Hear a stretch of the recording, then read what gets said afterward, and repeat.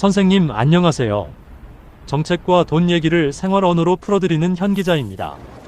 며칠 전 이런 질문이 들어왔습니다. 현 기자님, 뉴스 보니까 이제 정년이 65세로 된다던데요. 그럼 월급도 그대로 5년 더 받는 겁니까? 아니면 이름만 정년 연장이고 임금은 깎이는 겁니까? 선생님, 이 질문이 오늘 핵심입니다.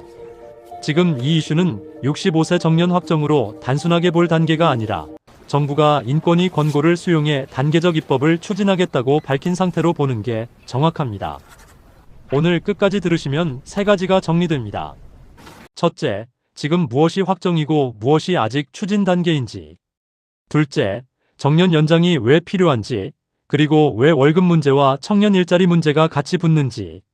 셋째, 지금 선생님이 회사에서 무엇을 확인해야 손해를 줄일 수 있는지입니다. 먼저 오늘 내용이 내 얘기인지 15초 안에 확정하겠습니다. 지금 50대 후반이시거나 60세 전후로 퇴직을 앞두고 있는 분은 오늘 내용이 바로 내 얘기입니다. 공무직이든 민간기업이든 정년이 늘어나면 나는 계속 다닐 수 있나가 궁금한 분도 꼭 들으셔야 합니다.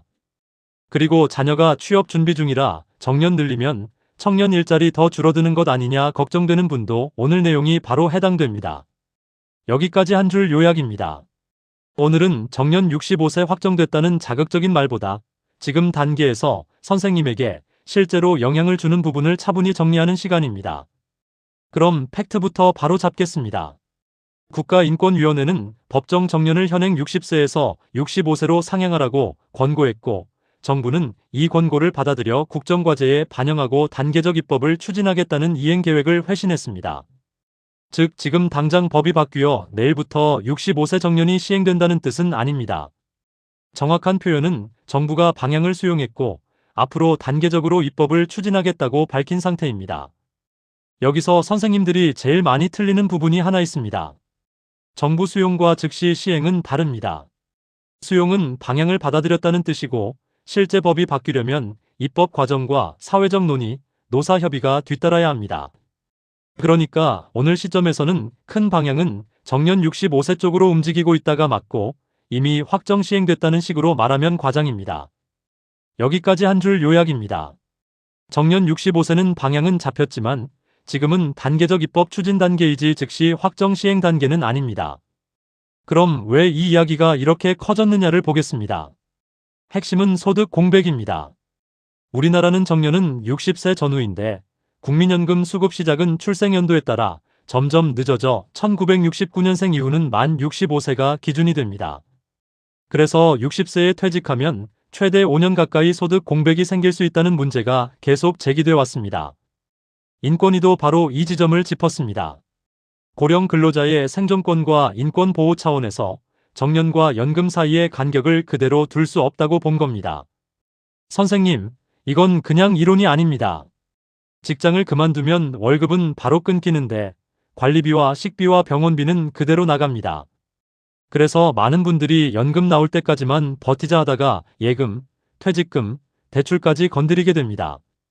정년 연장 논의가 나오는 가장 현실적인 이유가 바로 여기에 있습니다. 여기까지 한 줄 요약입니다.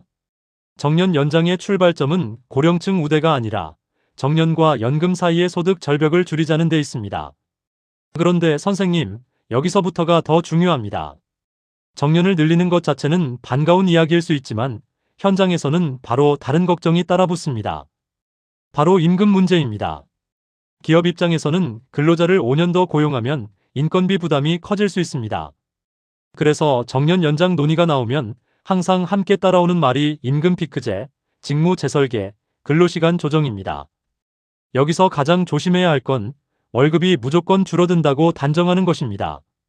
그건 아직 확정된 내용이 아닙니다. 다만 정부와 현장이 앞으로 풀어야 할 핵심 쟁점이 정년은 늘리되 임금 체계를 어떻게 할 것이냐라는 건 분명합니다.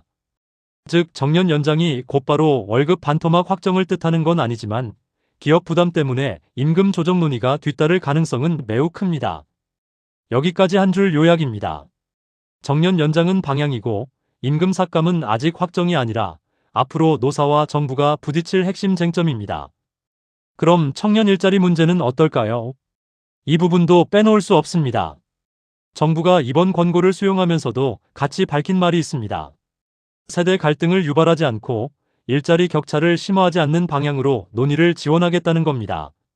쉽게 말해 고령층 계속 고용과 청년 신규 채용을 같이 보겠다는 뜻입니다. 선생님, 그래서 이 문제는 찬반으로만 보면 안 됩니다. 중장년 입장에서는 더 오래 일할 수 있어야 한다가 현실이고 청년 입장에서는 기회가 막히면 안 된다가 현실입니다. 결국 정년 연장은 법만 바꾼다고 끝나는 게 아니라 기업 지원과 직무 재설계, 청년 고용 보완책이 같이 가야 합니다.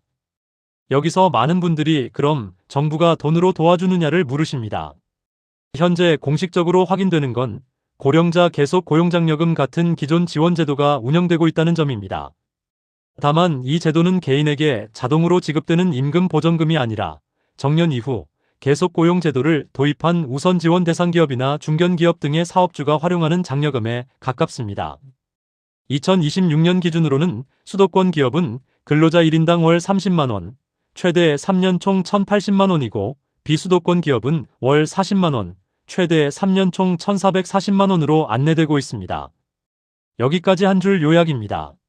지금 확인되는 지원은 개인 월급을 직접 보전해주는 확정 수당이 아니라 기업이 계속 고용 제도를 도입할 때 활용할 수 있는 장려금 성격이 더 강합니다. 이제 선생님이 실제로 무엇을 해야 하느냐를 드리겠습니다. 첫 번째는 회사 제도를 확인하는 겁니다. 내 회사 취업 규칙이나 인사 규정에 정년 이후 재고용, 계속 고용, 임금 피크, 직무 전환 조항이 있는지부터 보셔야 합니다. 법이 바뀌기 전에 회사가 먼저 움직일 수 있기 때문입니다. 두 번째는 내 연금 개시 시점을 같이 보는 겁니다. 정년 연장 논의는 결국 나는 몇 년의 공백이 생기느냐와 연결됩니다. 내 국민연금 개시 나이가 몇 살인지, 지금 퇴직하면 몇 년을 버텨야 하는지, 그 공백이 2년인지 5년인지 먼저 계산이 돼야 합니다.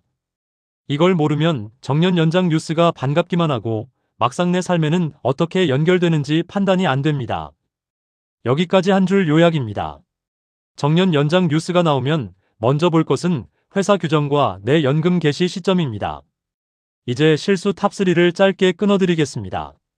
첫 번째 실수는 정부가 수용했다니까 내일부터 65세까지 그대로 다니겠네 하고 안심하는 겁니다.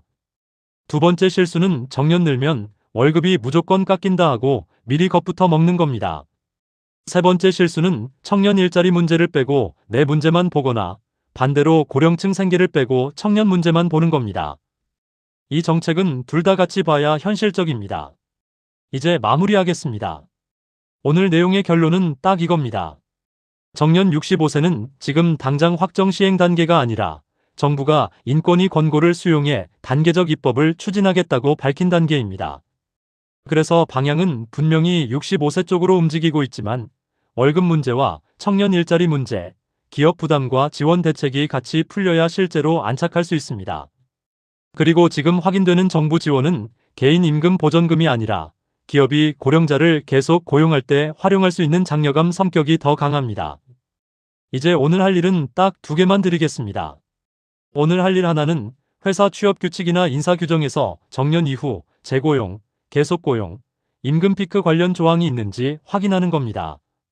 오늘 할 일 둘은 내 국민연금 개시 나이가 몇 살인지 확인해서 퇴직과 연금 사이 공백이 몇 년인지 계산해 보는 겁니다. 마지막으로 회사나 기관에서 바로 통하는 한 문장 질문을 드리겠습니다. 우리 회사는 정년 연장 논의와 관련해 계속 고용이나 재고용 계획이 있는지, 있다면 임금과 근로시간, 직무 조건이 어떻게 바뀌는지 현재 기준으로 안내해 주세요. 댓글은 개인정보 없이 이렇게만 남겨주세요. 지금 50대인지 60대인지 그리고 민간기업인지 공공부문인지 정도만 남겨주시면 다음에는 어느 쪽이 먼저 영향을 받을지 더 쉽게 정리해드리겠습니다.